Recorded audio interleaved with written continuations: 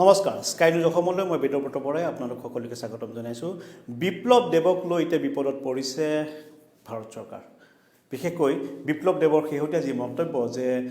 অকল ভাৰততে নহয় নেপাল আৰু শ্ৰীলংকাতো বিজেপিয়ে চৰকাৰ গঠন কৰিব আৰু বিজেপিয়ে নিজৰ সাম্ৰাজ্য বৃদ্ধি কৰিব বুলি যি তেওঁ মন্তব্য ত্ৰিপুৰাত অলপতে কৰিছিলে, সেই মন্তব্যক লৈ পেলাই এতিয়া নেপাল আৰু শ্ৰীলংকাই প্ৰতিক্ৰিয়া প্ৰকাশ কৰিছে। কূটনৈতিকভাৱে নেপাল আৰু শ্ৰীলংকাই প্ৰতিক্ৰিয়া প্ৰকাশ কৰাৰ লগে লগে সমগ্ৰ বিশ্বতে বিষয়টো চৰ্চিত হৈছে আৰু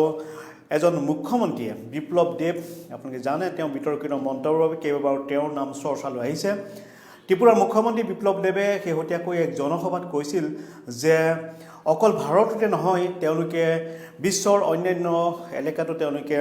চৰকাৰ গঠন কৰিব আৰু তাৰ বাবে তেওঁ উল্লেখ কৰিছিল নেপাল আৰু বিদেশ ৰাষ্ট্ৰ শ্ৰীলংকাৰ কথা। এই বিষয়টো সন্দৰ্ভত ইতিমধ্যে প্ৰতিক্ৰিয়া সৃষ্টি হৈছে আৰু নেপাল আৰু শ্ৰীলংকাই ইতিমধ্যে প্ৰতিক্ৰিয়া প্ৰকাশ কৰিছে, ভাৰতক জবাবদিহি কৰিছে। কি কাৰণে ভাৰতৰ এজন মুখ্যমন্ত্ৰীয়ে এই ধৰণৰ মন্তব্য দিবলৈ সুবিধা লাভ কৰিলে, সেই লৈ তীব্ৰ প্ৰতিক্ৰিয়াৰ সৃষ্টি হৈছে। ইতিমধ্যে নেপালৰ বিদেশ মন্ত্ৰীয়ে ইতিমধ্যে টুইট কৰিছে। প্ৰদীপ কুমাৰ গোৱালিয়ে ইতিমধ্যে টুইট কৰি ভাৰত চৰকাৰৰ দৃষ্টি আকৰ্ষণ কৰিছে আৰু কৈছে যে বিপ্লৱ দেৱ নামৰ মুখ্যমন্ত্ৰীজনে কোৱা কথাটো সত্যতা কিমান দূৰ সত্য, এই ঘটনাই বিদেশ ৰাষ্ট্ৰৰ মাজত যি সম্পৰ্ক সেই কূটনৈতিক সম্পৰ্কত ফাট মেলিব বুলিও নেপালৰ বিদেশ মন্ত্ৰী প্ৰদীপ কুমাৰ গোৱালিয়ে নিজে টুইট কৰি বিষয়টো ভাৰতৰ দৃষ্টি আক্ষেপ কৰিছে। আৰু নীলাম্বৰ আচাৰ্য, যিজন নতুন দিল্লীত নীলাম্বৰ আচাৰ্য, তেওঁ নেপালৰ এম্বেচি আৰু তেওঁ ভাৰতত থকা যি ভাৰতীয় এম্বেচি অৰিন্দম বাগচিক তেওঁ ফোন কৰি পেলাই সমগ্ৰ বিষয়টো সন্দৰ্ভত জানিব বিচাৰিছে যে কি কাৰণে নেপালত ভাৰতে প্ৰভাৱ বিস্তাৰ কৰিব বা বিজেপিয়ে চৰকাৰ গঠন কৰিব বুলি ক'বলৈ পালে সেই বিষয়ে জানিবলৈ বিচাৰিছে। নীলাম্বৰ আচাৰ্য তেওঁ ভাৰতত থকা নেপালৰ তেওঁ এম্বেচি, তেওঁ যি ভাৰতৰ যি এম্বেচি আছে অৰিন্দম বাগচিক টেলিফোন যোগে তেওঁ প্ৰশ্ন উত্থাপন কৰিছে। ঠিক একেলগে শ্ৰীলংকাৰ নিৰ্বাচন আয়োগৰ অধ্যক্ষ নিৰ্মাল পণ্ডিতেও গোটেই বিষয়টো প্ৰশ্ন কৰিছে আৰু কেনেকৈ ভাৰতে শ্ৰীলংকাৰ নিজা নিৰ্বাচনী নীতি নিয়ম থকাৰ পিছত কিদৰে শ্ৰীলংকাত চৰকাৰ গঠন কৰিবলৈ চেষ্টা চলাব বুলি প্ৰশ্ন উত্থাপন কৰিছে। শ্ৰীলংকাৰ নিৰ্বাচন আয়োগৰ যি অধ্যক্ষ তেওঁ ইতিমধ্যে প্ৰশ্ন উত্থাপন কৰিছে। আপোনালোকক জনাই আছোঁ বিশেষ খবৰ, ত্ৰিপুৰাৰ মুখ্যমন্ত্ৰী বিপ্লৱ দেৱে শেহতীয়াকৈ উল্লেখ কৰিছিল আৰু তেওঁ বিশেষকৈ কেন্দ্ৰীয় গৃহমন্ত্ৰী অমিত শ্বাহৰ এক মন্তব্যৰ উদ্ধৃতি দি পেলাই তেওঁ কৈছিলে যে সমগ্ৰ দক্ষিণ এছিয়াত বিজেপিয়ে প্ৰভাৱ বিস্তাৰ কৰিব বা শাসন কৰিবলৈ চেষ্টা চলাব আৰু শ্ৰীলংকা আৰু নেপালো তেওঁলোকে অধিকাৰ কৰিব বুলি তেওঁ কৈছিলে। আৰু তেওঁ ভাষণৰ প্ৰসংগলৈ ইতিমধ্যে সংবাদ মাধ্যমত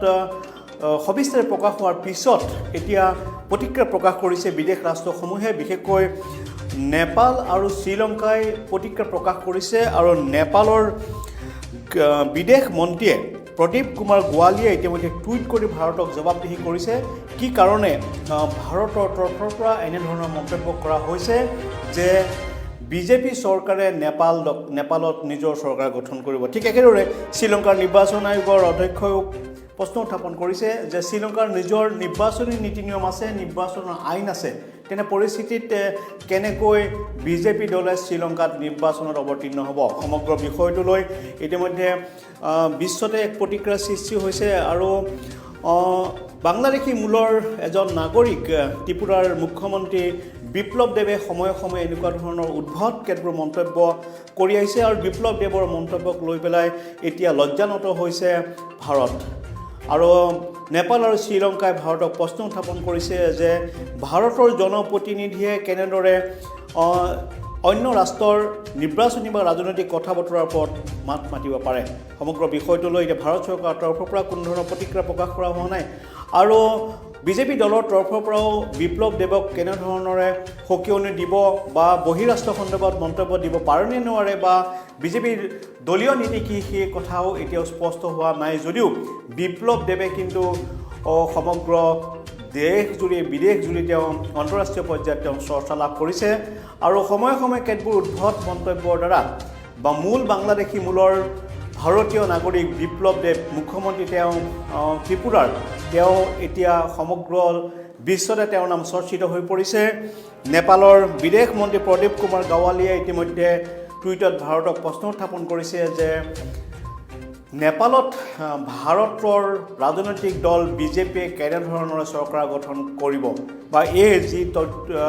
সন্দৰ্ভত যি ধৰণৰ সংবাদ মাধ্যমত এই কথা প্ৰকাশ হৈছে তাৰ সত্যতা কিমান ঠিক একেদৰে শ্ৰীলংকাৰ তৰফৰ পৰা প্ৰতিক্ৰিয়া প্ৰকাশ কৰা হৈছে আৰু শ্ৰীলংকাৰ নিৰ্বাচন আয়োগৰ অধ্যক্ষ ইতিমধ্যে ভাৰতৰ এম্বেচিক প্ৰশ্ন কৰিছে যে এই ধৰণৰ কথা বতৰা ভাৰতত চলিছে নেকি আৰু শ্ৰীলংকাৰ আভ্যন্তৰীণ বিষয়ত কি কাৰণে এজন ভাৰতৰ জনপ্ৰতিনিধিয়ে মাত মাতিছে এই বিষয়টো আমি আপোনালোকক জনাইছোঁ যে শেহতীয়াকৈ বিপ্লৱ দেৱ নামৰ ত্ৰিপুৰাৰ যিজন মুখ্যমন্ত্ৰী তেওঁ কেতবোৰ কথা বতৰাই সমগ্ৰ দেশতে তোলপাৰ সৃষ্টি কৰিছিলে এতিয়া